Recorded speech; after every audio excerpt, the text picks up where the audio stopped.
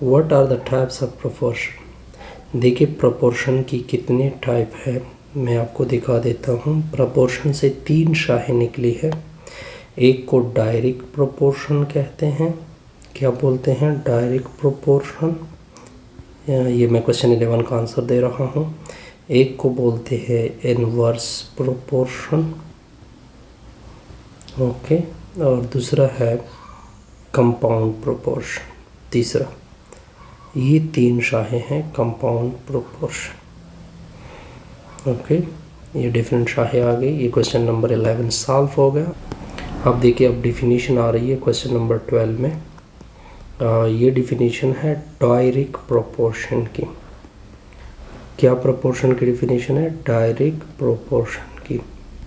देखिए direct proportion कैसे कहते हैं? अगर एक क्वांटिटी इंक्रीज हो रही हो दूसरी क्वांटिटी भी इंक्रीज हो, अगर एक क्वांटिटी डिक्रीज हो रही हो दूसरी क्वांटिटी भी। अ प्रोपोर्शन, तो अब डिफिनीशन देखे, a proportion is said to be direct proportion. एक प्रोपोर्शन को क्या कहोगे? डायरेक्ट प्रोपोर्शन कहोगे कब? इफ अगर एक क्वांटिटी इंक्रीज हो जाए, इफ वन क्वांटिटी इंक्रीज कर दे, another जो है is also इंक्रीज, दूसरी भी क्या हो जाए? इंक्रीज हो जाए। आर ये और डिफिनीशन है।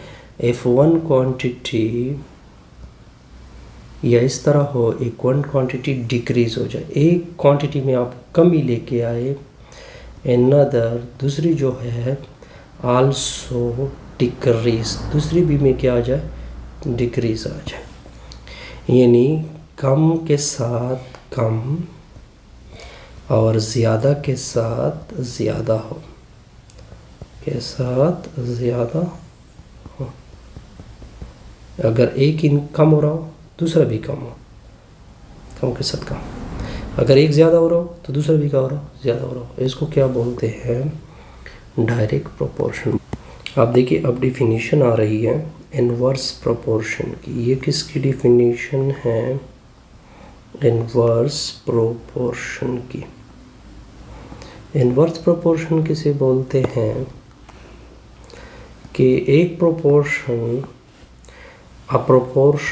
एक proportion is called inverse proportion. एक प्रोपोर्शन को आप क्या कहोगे? इनवर्स प्रोपोर्शन कहोगे। लेकिन कब?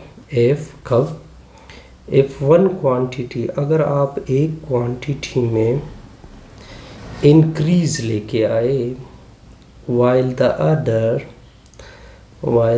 other जबकि दूसरी डिक्रीज हो जाए। एंड सिमिलरली, और इसी तरह एक क्वांटिटी डिक्रीज हो जाए और साथ while the other, if one quantity,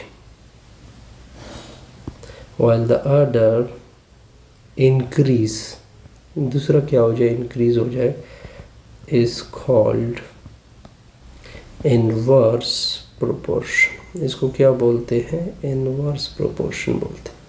आसान सा टेक्निक था, आसान सा डिफिनीशन था। अब देखिए ये डिफिनीशन भी बड़ा सिंपल सा है। कंपाउंड प्रोपोर्शन, एक कंपाउंड प्रोपोर्शन जो है, compound proportion is a proportion, वो ये एक ऐसा प्रोपोर्शन है। इफ वन क्वांटिटी, अगर एक क्वांटिटी देखिए एक क्वांटिटी इज प्रोपोर्शनल, वो प्रोपोर्शनल में आ जाए मोर देन, ज़्यादा के साथ, more than one, with direct, वो डायरेक्ट में भी हो सकता है और इनवर्स में भी। अब देखिए फॉर एग्जांपल अगर आप एरिया को ले लें, एरिया डायरेक्टली प्रोपोर्शन है लेंथ क्रॉस विड्थ के साथ। देखिए एक एरिया 2 के साथ डायरेक्ट में आ गया। मेरा ऊपर मतलब भी यही है कि एक क्वांटिटी में या एक क्वांटिटी ज़्यादा के साथ या डायरेक्ट में हो या ज़्यादा के साथ इन्वर्स में हो। तो इसकी मिसाल ये बड़ी फिट आएगी। जैसे हमारी ये वीडियो क्या हो जाएगी, कंप्लीट।